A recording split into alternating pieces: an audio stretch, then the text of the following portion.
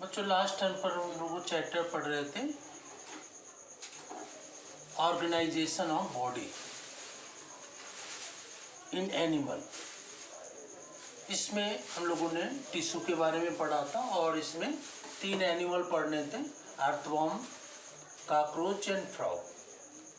तो last time पर हम लोगों ने अर्थवर्म पढ़ लिया था और इसके बाद कॉकरोच स्टार्ट किया था। कॉकरोच का वैज्ञानिक नाम होता है पेरिप्लेनेटा अमेरिकाना और इसका फाइलम है आर्थ्रोपोडा।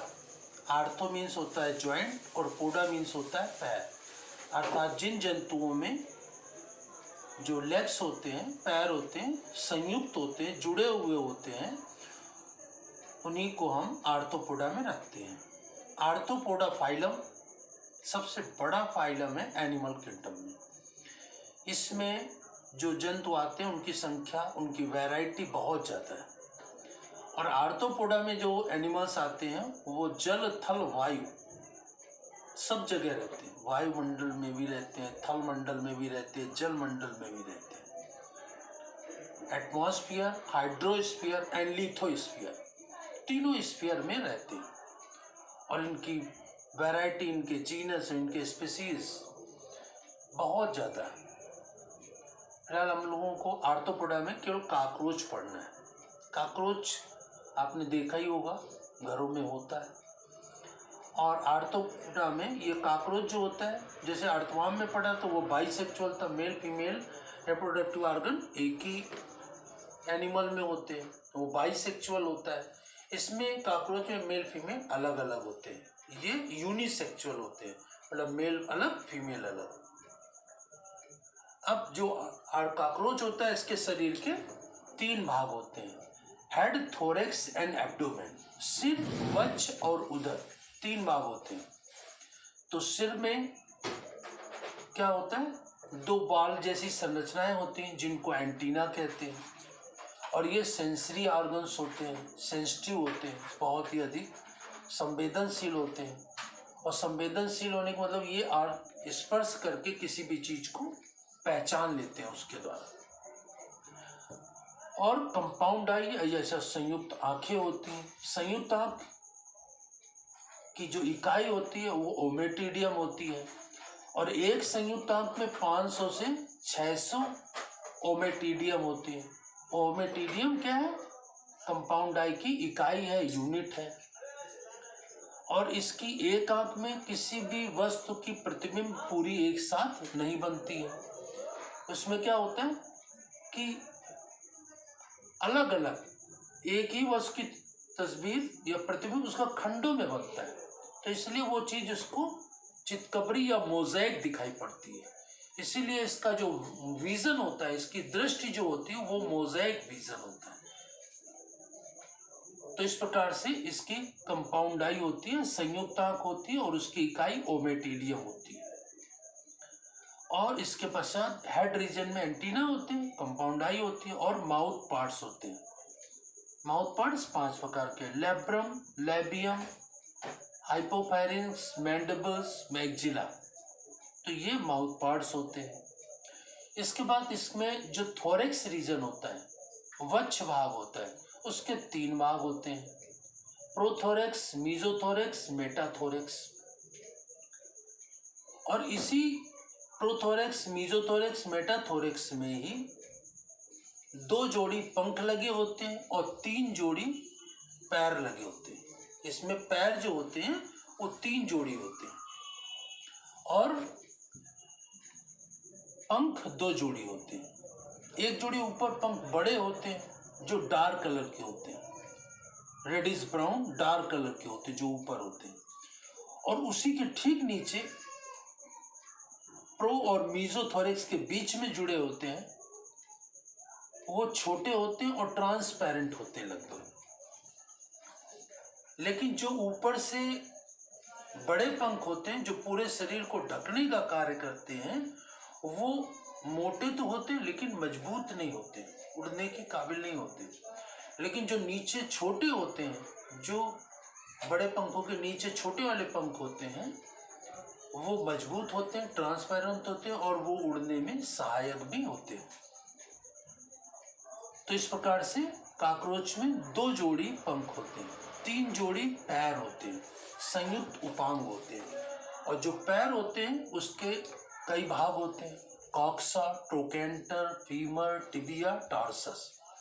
तो कॉकरोच के जो पैर होते हैं संयुक्त होते हैं और इसके कई भाग होते हैं, coxa, trochanter, femur, tibia, tarsus. तो इस प्रकार से इसमें पैर होते हैं। तो इस प्रकार से इसमें वक्ष भाग के 3 भाग, प्रोथोरेक्स, मीजोथोरेक्स, मेटाथोरेक्स। और इसके बाद इसमें जो एब्डोमेन पोर्शन होता है, उदर भाग होता है, उसमें 10 खंड होते हैं। लेकिन इन 10 खंडों में केवल 7 खंड जो होते हैं वो स्पष्ट होते हैं, 7 खंड लगभग स्पष्ट होते हैं। और खंड के एकदम लास्ट में, उदर खंड के एकदम लास्ट में क्या होते हैं, एनल सिराई होते हैं, 2 सुई जैसे उभार होते हैं, लेफ्ट एंड राइट, 2 मोटे खंड युक्त होते हैं जिन्हें एनल सिराई कहते हैं। ये मेल और फीमेल दोनों में होते हैं। और इसके अलावा मेल कॉकरोच में लास्ट सेगमेंट में, अंतिम खंड में, एक जोड़ी ब्लैक कलर की सुई जैसी रचनाएं होती हैं, जोड़ी, जिन्हें एनल स्टाइल कहते हैं। ये केवल एक ही जोड़ी होती है। और इन्हीं एनल स्टाइल के द्वारा हम ये पहचान सकते हैं कि ये मेल कॉकरोच है, ये फीमेल कॉकरोच है। एनल स्टाइल है तो मेल है, एनल स्टाइल नहीं है तो फीमेल है। तो इस प्रकार से हमने ये लिखा हुआ। तो कॉकरोच के 3 भाग होते हैं शरीर में, हेड, थोरेक्स, एब्डोमेन, सिर, वक्ष और उदर। सिर में एंटीना, जो बाल जैसी रचनाएं होती हैं, बहुत ही सेंसिटिव होती हैं, संवेदनशील होती है। कंपाउंड आई या संयुक्त आंख होती है, इसमें संयुक्त आंख की इकाई होती है ओमेटिडियम, और एक आंख में 500 से 600 ओमेटिडियम होते हैं। और इसके बाद माउथ, माउथ के 5 मुख्य भाग, labrum, labium, mandibles, maxilla, hypopharynx. तो labrum upper lip, labium lower lip, ठीक है ना। जैसे हम लोगों में ऊपरी ओंठ निचला ओंठ होता है ना, उसी तरह से इसमें भी लैब्रम अपर लिप होता है, लेबियम लोअर लिप होता है, और मैंडिबल्स, मैक्सिला ये साइड में होते हैं, है ना। मैंडिबल्स भी 2, लैब्रम 1, लेबियम भी 1, लेकिन मैंडिबल्स 2 होते हैं और मैक्सिला भी 2 होते हैं। और हाइपोफैरिंक्स 1 होता है। हाइपोफैरिंक्स बीच में होता है जैसे, और ये एकदम जीभ की तरह कार्य करता है। जैसे हम लोगों के दांतों के बीच में जीभ होती है ना, उसी तरह से हाइपोफैरिंक्स होती है। और हाइपोफैरिंक्स ये सैलिवरी ग्लैंड, लार ग्रंथि से जुड़ी होती है, जो भोजन में लार मिलाने का कार्य करती है, हाइपोफैरिंक्स। मैंडिबल्स 2 होते हैं, मैक्सिला 2 होते हैं। मैक्सिला में उभार होते हैं बड़े आगे की तरफ, और ये भोजन को पकड़ करके, मैक्सिला 2 मैक्सिला होते हैं, ये भोजन को पकड़ के मैंडिबल्स के बीच में ले जाते हैं। और मैंडिबल्स कैसी होती हैं, 2 होती है, ये दांत जैसी संरचनाएं होती है मैंडिबल, दांत जैसी रचनाएं होती है, और इनके बीच में भोजन कटता है। तो मैंडिबल्स जो होते हैं वो भोजन को काटने का कार्य करते हैं। और मैक्सिला जो होते हैं ये भोजन को पकड़ करके मैंडिबल्स के बीच में ले जाते हैं।